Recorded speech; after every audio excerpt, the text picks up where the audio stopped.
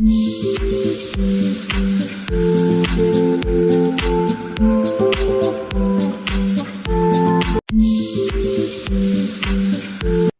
সবাইকে, good morning.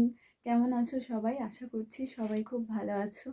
তো এখন বাজে ভোর 4:15 আর এখন আমরা উঠেছি, রেডি হব তারাপীঠ যাওয়ার উদ্দেশ্যে। তো চলো, মানে কথা বলতে পারছি না, আমি মাত্র সিঁড়ি থেকে উঠে এলাম। তো যাই হোক, রেডি হইনি, তারপর আবার তোমাদের সাথে দেখা হচ্ছে। বাইরেটা দেখো এরকম এখন অন্ধকার, আর উঠোনে ওই লাইটটা জ্বলছে। যাই হোক, আর এখন না টিপ টিপ করে বৃষ্টিও পড়ছে। তো যাই হোক, এই বৃষ্টির মধ্যেই এখন আমাদেরকে বেরোতে হবে। তো এখন ওই 5:15 মতো বাজে, আর আমরা এখন বাড়ি থেকে বেরিয়ে পড়েছি। বাড়ি থেকে একটা অটো করেছিলাম, ওখান থেকে আমরা প্রথমে মায়েদের ওখানে গেলাম।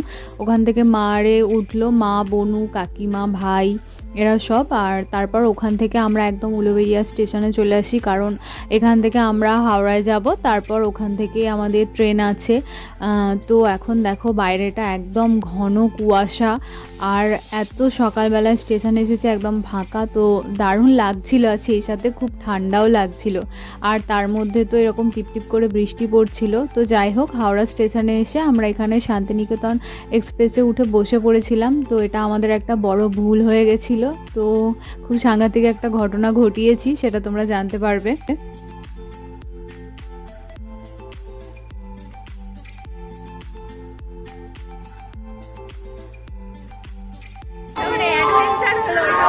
প্রচুর বড় অ্যাডভেঞ্চার।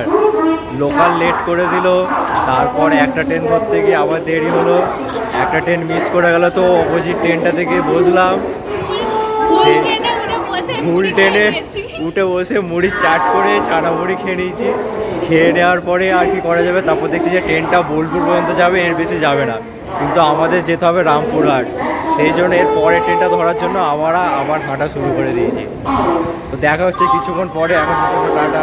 মানে এইরকম একটা ঘটনা ঘটবে আমরা ভাবতেই পারিনি। আমরা তো ওই ট্রেনের মধ্যে বসে ভালো করে মুড়ি আরে খেয়ে তারপর আমরা বুঝতে পারলাম যে এই ট্রেনটা বোলপুর পর্যন্ত যাবে, কিন্তু আমরা তো রামপুরহাট যাব। তো যাই হোক, এখন আমরা এখানে অপেক্ষা করছিলাম আর কি কবিগুরু এক্সপ্রেসের জন্য।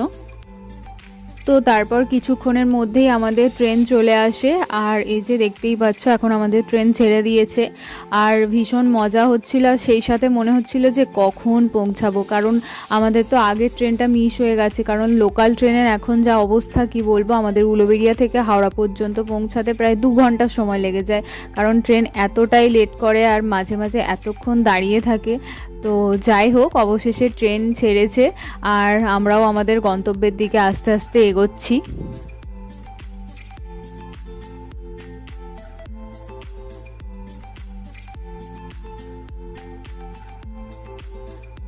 যাওয়ার পথে এই নদীটা পড়েছিল, এটার কী নাম আমি জানি না, তবে আমার কাকিমা বললো এটা নাকি অজয় নদ। সে যাই হোক, দেখতে খুবই সুন্দর লাগছিল। আর ফাইনালি আমরা রামপুরহাট স্টেশনে পৌঁছে গেছি, আর এখান থেকে এবার আমরা একটা টোটো নেব, নিয়ে আমরা তারাপীঠ যাব আর কি। তো তোমরা কিন্তু এখানে অবশ্যই টোটোতে বার্গেনিং করো। আমাদের পার হেড 50 টাকা করে নিয়েছিল। তো মানে বিভিন্নজন বিভিন্ন রকম ভাড়া বলে, তো একটু বার্গেনিং তোমাদেরকে করতেই হবে। আর এই যে আমরা এখন পৌঁছে গেছি তারাপীঠ, আর ওই যে তারামা সরণী গেট, ওখান থেকেই আমরা যাব, ওই দিকেই আমরা রুম নিতে চাইছি।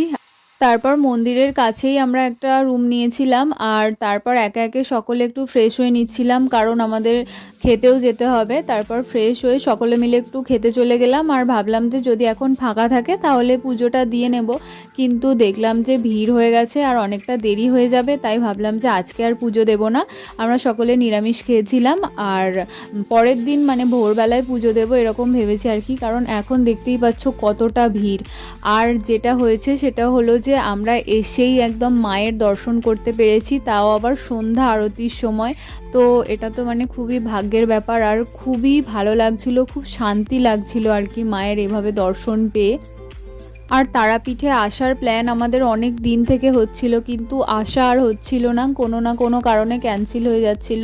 ওই যে বলে না, মা যতদিন না ডাকছে ততদিন তোমরা যেতে পারবে না। তো অবশেষে মায়ের ডাক পড়েছে, তাই আমরা আসতে পেরেছি। তো যাই হোক, আরতিটা দেখে নিলাম। তারপর আমরা সকলে একটু এসেছিলাম এখানে তারাপীঠ মহা শ্মশানটা ঘুরে দেখার জন্য। আর এখানে জুতো পরে ঢোকা যায় না, তাই আমরা বাইরে জুতোটা খুলে রেখে ওখান থেকে কয়েকটা ধূপ, মোমবাতি এই সমস্ত কিছু কিনে নিয়েছিলাম। ভেতরে একটা জায়গা আছে যেখানে সকলে ধূপ, মোমবাতি এই সমস্ত কিছু জ্বালাচ্ছিল। মায়ের একটা ছবি দেওয়া আছে ওখানে, আর একজন সাধু বাবাকে দেখলাম, উনি ওখানে বসে আছেন। তো যাই হোক, আমরা সকলে ওখানে একটু ধূপ, মোমবাতি জ্বালিয়ে নিলাম। আর আর পাশেই রয়েছে বামাখ্যাপা বাবার সমাধি, তো ওখানেও গেলাম। আর ওখানেও প্রচুর মানুষজনের ভিড় ছিল, ওখানেও সকলে বাতি জ্বালাচ্ছিল, তাই আমরাও সকলে ওখানে একটু বাতি জ্বালালাম। মন ভরে ওই জায়গাটা একটু ঘুরে দেখলাম। আর পাশে না একটা অনুষ্ঠানও হচ্ছিল। তারপর আমরা সকলে রুমে চলে আসি, কারণ খুব ক্লান্ত লাগছিল আর পরের দিন ভোরবেলা উঠে পুজো দিতে হতো। তো আজকের মতো ভিডিওটা এখানেই শেষ করছি। ভালো লাগলে একটা লাইক আর সাবস্ক্রাইব করে দিও। আর পরবর্তী পর্বে খুব তাড়াতাড়ি দেখা হচ্ছে। ততক্ষণ সবাই সুস্থ থেকো, ভালো থেকো, আর সবাইকে ভালো রেখো। আজকের মতো টাটা।